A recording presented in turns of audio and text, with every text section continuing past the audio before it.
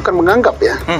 Saya katakan bahwa kasus pembunuhan Vina dan Iki di kota Cirebon, lokasi pengadilan sekarang ya, kota Cirebon itu tidak ada, nihil kasusnya.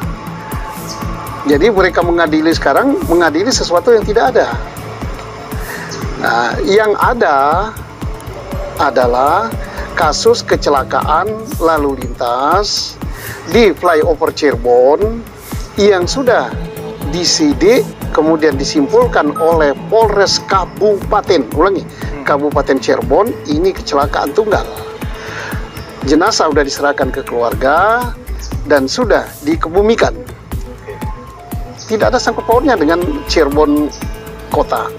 Cirebon Kabupaten itu punya Polres sendiri, punya kejaksaan sendiri, punya pengadilan sendiri, punya kepala daerah sendiri, bupati. Ini Cirebon kota punya Polres sendiri, jaksa sendiri, hakim sendiri, kepala daerahnya namanya wali kota. Dan jembatan flyover ini bukanlah yurisdiksinya kota Cirebon, tapi yurisdiksi daripada Kabupaten Cirebon. Perkaranya udah selesai. Urutan perkara itu kan berkali-kali saya katakan, penyidikan itu adalah membuat terang suatu peristiwa ya. Peristiwanya apa? Ditemukan satu jenazah, satu ya. Karena meninggal satu. Satunya luka berat. Kemudian setelah itu disidik. Peristiwa apa ini? Disidiklah oleh Polres Kabupaten yang mempunyai yurisdiksi. Setelah dia sidik dengan mengumpulkan alat bukti yang ada, disimpulkan kecelakaan lalu lintas. Udah, tuntas. Nah, sekarang Cirebon kota. Di mana TKP-nya? Peristiwanya apa? Ya, ditemukan peristiwa apa di Cirebon Kabupaten, kota. Kan gitu dulu. Karena dalam pidana itu harus ada locus delicti dan tempus delicti. Oke, locus delictinya Polres Kota Cirebon. Apa peristiwa yang ditemukan di situ? Kan ditemukan menurut saksi Aep yang si pembohong itu, ditambah dengan saksi Dede yang sudah mencabut keterangan, katanya ada lempar-lemparan. Bukan pembunuhan kan? Lempar-lemparan batu. Ya itu aja yang ditemukan. 11 orang tersangka kelihatan malam hari dari jarak 100 meter, tidak kenal tapi tahu namanya. 10 meter aja nggak kelihatan. Sepeda motornya 4. 11 ditambah korban 2, jadi berapa? 13. 4 sepeda motor. Kalau sepeda motor boncengan berarti kan hanya 8 yang muat kan? 5 lagi kemana? Kan itu udah bohong. Jadi peristiwanya pun sudah bohong, TKP-nya pun bohong. Artinya di Cirebon kota tidak ada peristiwa pidana. Nggak ada pidana. Jangankan pembunuhan, peristiwa pidana pun tidak ada. Kasus apapun bukan berarti ya. Nah, tidak hanya pembunuhan, artinya kasus terkait dengan pidana pun bukan. Jadi kasusnya nggak ada. Berarti yang dilakukan polisi selama ini itu? Yang dilakukan polisi sudah betul. Polisi sudah menyidik bahwa ini kecelakaan lalu lintas, kemudian vonis diakhiri dengan penyerahan jenazah pada keluarga, dikubur, selesai. Di situ. Nah, timbul yang baru di Polres Kota. Nah, timbul yang baru ini. Nah, ini yang baru ini gampang kita tanya. Kan harus ada lokusnya kan. TKP-nya di mana? Yang dipersoalkan ini. Oke. TKP-nya tidak ada kan? Waktunya kapan? Oke lah, kita kasih hadiah.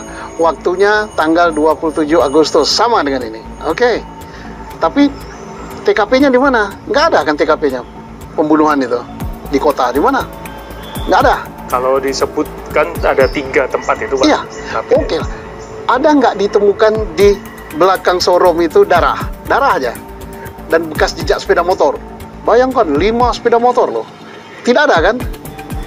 Di SMP 11 ada nggak ditemukan darah? Tidak ada kan, dieksekusinya di situ kan? Ya. Saya berpikirnya begitu. Kenapa darahnya banyak di jembatan? Lah, saya 30 sekian tahun jadi reserse. Bodoh sekali, membunuhnya di belakang showroom, diangkut lagi ke SMP 11, setelah itu diangkut lagi ke jembatan flyover. Dan orangnya masih hidup, satu. Ngapain? Kemudian lebih bodoh lagi, ini sepeda motor ya. Sepeda motor itu dibuat goresan. Di spakbornya, di shockbreakernya, kemudian di bagian depan itu. Ngapain? Ngabisi waktu sekian lama. Nanti lagi gores-goreskan sepeda motor itu ketangkap. Kan sebentar setelah kejadian banyak orang lihat kan. Kejadian. Terus ada orang yang memberitahu Oki bengkel kan. Ya. Oh Pak, di situ ada kecelakaan, kata orang ini. Datanglah si Oki bengkel ini dengan melawan arus ke TKP. Tapi dia tidak berbuat apa-apa karena belum ada polisi. Terus kemana orang yang memberitahu tadi? Saya mau ke kantor polisi dulu Pak, untuk ngasih tahu. Dia kasih tahu ke Polsek Talun. Talun ini Polres Kabupaten. Datanglah polisi dari Polres Talun bersama Suroto. Lah, baru jenazah diangkat. Yang satunya masih hidup. Nah, belum kalau dengan bukti lain ya. Bukti lain kan kemarin ada video beredar ya. Yeah. Ada temannya Vina jam 22.18. Dia nerima telepon dari bertelepon-teleponan dengan Vina. Di mana? Oh, saya lagi di sini dengan teman-teman. Kan? Kemudian si orang mendatangi TKP itu 22.30. 22.30. Berarti 12 menit kan? Yeah. 12 menit setelah telepon-teleponan dengan sahabatnya, terjadilah kejadian di flyover itu. Kalau ini dibunuh, sempat nggak 12 menit? Kejadian TKP di belakang showroom, digotong lagi, dibawa lagi ke SMP 11, dibawa lagi ke jembatan. Nggak masuk akal. Jadi, bukti apa percakapan ada. Ya ngapain? Makanya Kapolri katakan, pakailah saintifik. Nah, dan saya saking yakin ini tidak ada pembunuhan itu, saya bilang saya beli hadiah. Nggak usah cari tersangkanya. Saya ulangi lagi di sini. Cukup buktikan ada peristiwa pembunuhan Vina dan Eki di wilayah kota Cirebon. Kalau dulu namanya Kota Madia. Tidak usah cari tersangkanya. 10 juta. Saya ulangi lagi. Siapapun. Hakim boleh, jaksa boleh, polisi boleh. Siapa yang bisa membuktikan ini? Oke, ini maksud saya mengadakan sayembara apa? Saya ini gemes gitu. Masa nggak terbukti-bukti? Tidak usah pelakunya. Kalau pelakunya udah jelas lah, yang di dalam ini bukan.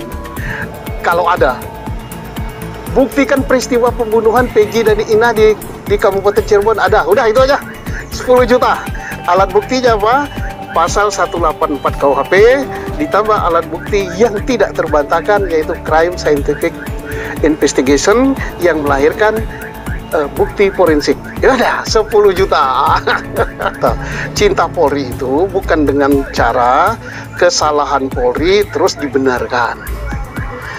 Nah, kemudian dengan mengatakan janganlah masyarakat mengomentari yang macam-macam. Lah ini kelihatan benar polisi orde lama yang belum berubah.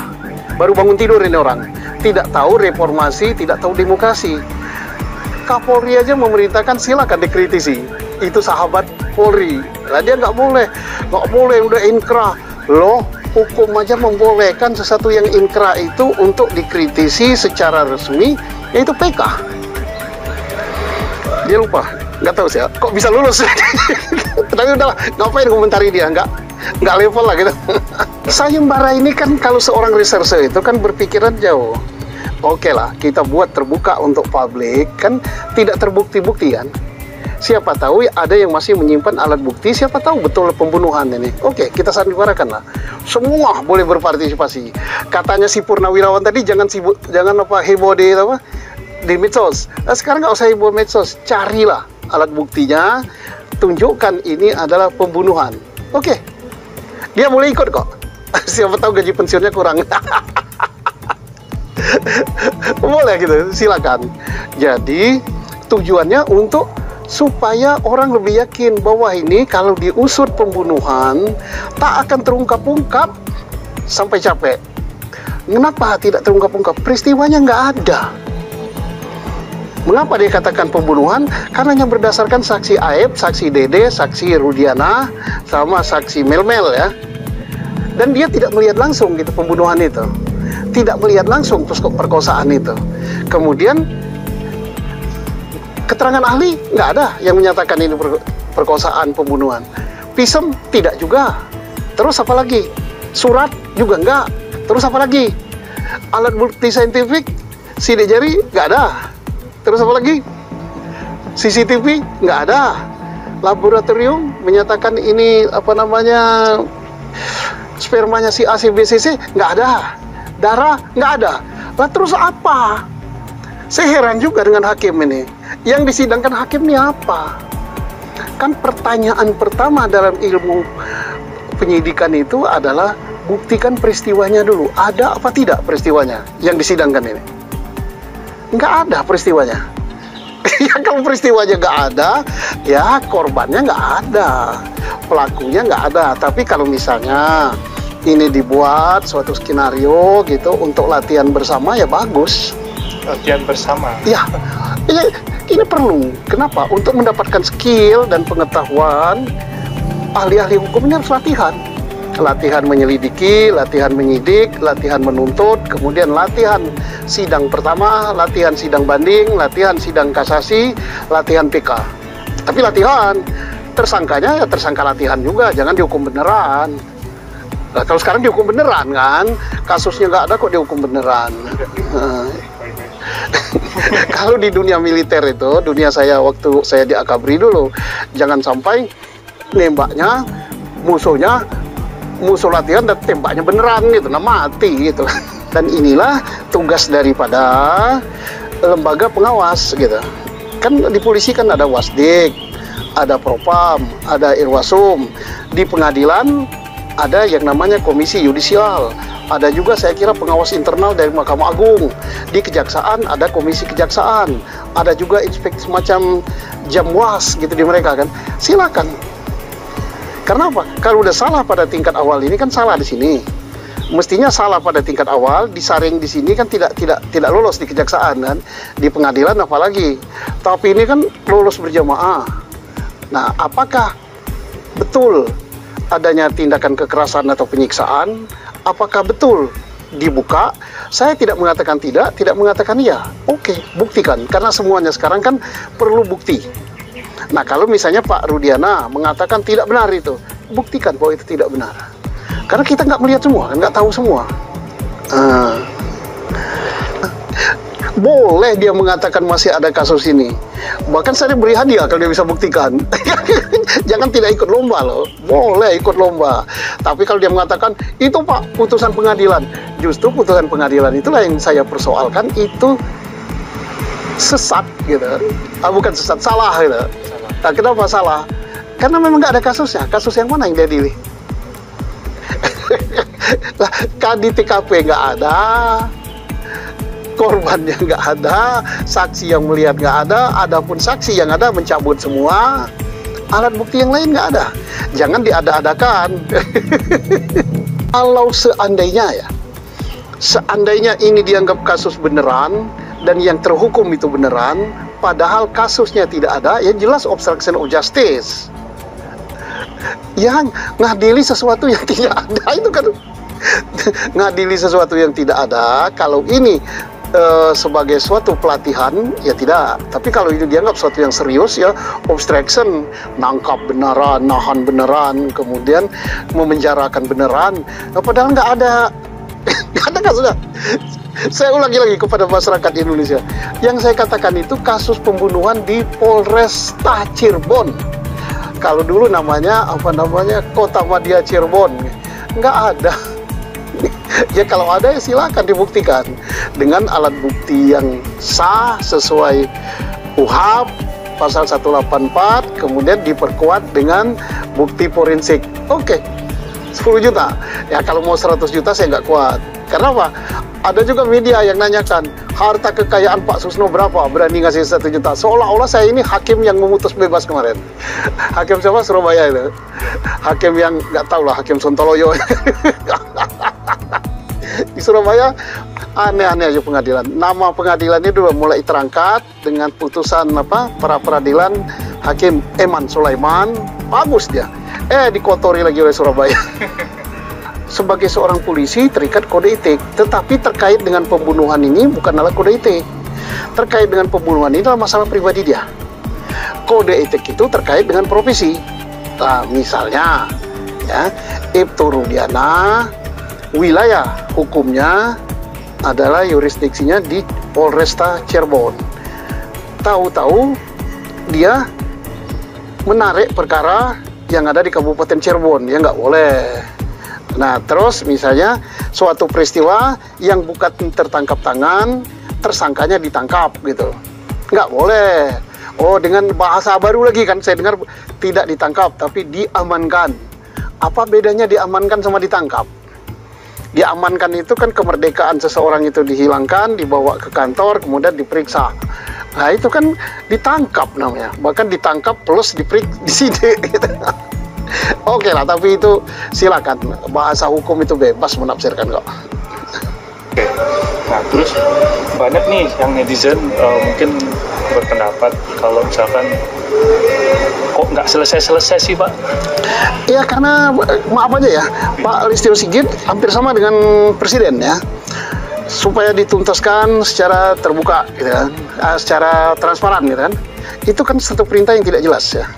Kalau dia mintakan supaya ini dituntaskan, saya beri waktu 3 bulan, 1 bulan. Pengertian dituntaskan itu apa? Kalau terbukti ajukan ke pengadilan, kalau tidak terbukti hentikan penyidikan. Jelas itu perintah. Tapi tuntaskan transparan. Presiden pun gitu ngomongnya. Apa yang dimaksud dengan itu?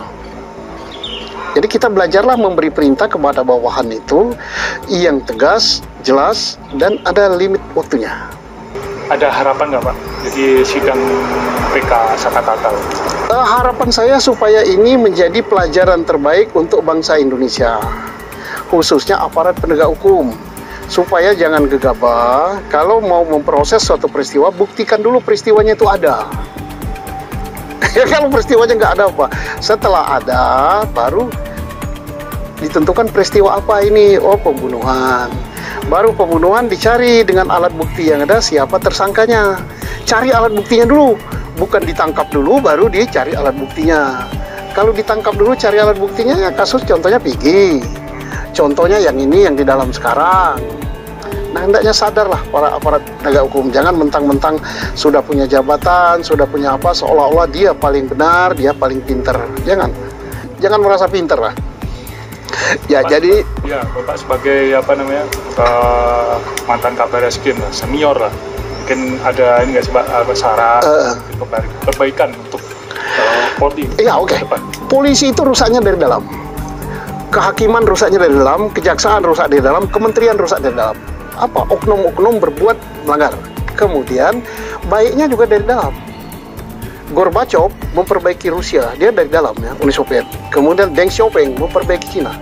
Jadi tolong pensiunan-pensiunan yang ada, kalau saya berbicara agak keras, ini feel untuk memperbaiki. Oh, polisi salah, tapi saya beri jalan keluar. Jadi siapa itu, si Purnawirawan, namanya jangan saya sampai ingat namanya. Kan dikatakan saya ngomong lah. Wah, sudah inkrah, nggak boleh campur. Loh, kalau nggak boleh dicampuri, apa yang sudah terjadi, ya rusak negara ini. Suruh belajar, tapi tolong kasih panggung di TV lah dia. Saya baru manggung di podcast gitu kan. Kalau saya podcast punya. Ada pesan nggak, Pak? Ya, pesan saya wajar ya berpesan pada hakim ya, termasuk Hakim Agung ya, kepada hakim yang menyidangkan dan kepada seluruh aparat penegak hukum. 1, jangan malu mengakui kesalahan. Kedua, setiap keputusan hakim yang dijatuhkan itu pengaruhnya terhadap manusia. Tolong Hakim Agung yang menyidangkan perkara PK ini, Anda harus bijak, Anda harus betul-betul mempelajari ini kasusnya tidak ada. Jangan sampai menambah dosa gitu. Terima kasih.